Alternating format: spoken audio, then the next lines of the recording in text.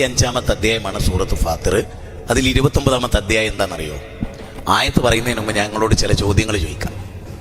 ഒരു ളുഹ്ർ ഖളാ ആയാൽ ഭയങ്കര ടെൻഷൻ വരില്ല നമുക്കൊക്കെ വരും എന്തായാലും, ഇരിക്കുന്ന എല്ലാവർക്കും. കാരണം നമുക്കത് എങ്ങനെങ്കിലും തച്ചു വെച്ചെങ്കിലും നിസ്കരിക്കും നമ്മൾ ഇവിടുന്നെങ്കിലും. നേരെ കുറച്ച് ഒരു ളുഹ്ർ ഖളാ ആയാൽ അന്നുള്ള ബേജാർ എന്താ? ആ ബേജാർ ഖുർആൻ ഓതാത്തതിൽ തോന്നിയിട്ടുണ്ടോ? ഇല്ല. ആ ബേജാർ ദാനം ചെയ്യാത്തതിൽ തോന്നിയിട്ടുണ്ടോ? എന്താ അള്ളാഹു ഈ ആയത്ത് പറയണേ?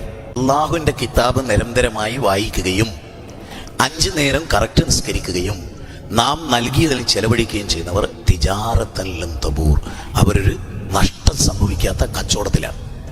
എന്ത് എളുപ്പമുള്ള വഴിയാണല്ലേ? ഒരു ദിവസം കുറച്ച് ഖുർആൻ ഓതുക, 5 നേരം എന്തായാലും നിസ്കരിക്കും.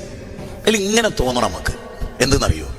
നിസ്കാരം ഖളാ ആയാലുള്ള ടെൻഷൻ പോലെ ഖുർആൻ ഓതാത്തതിൻ്റെ ഒരു വേദന പെരുമാറ് ഖുർആനായിട്ടൊരു ബന്ധം പുലർത്തണം.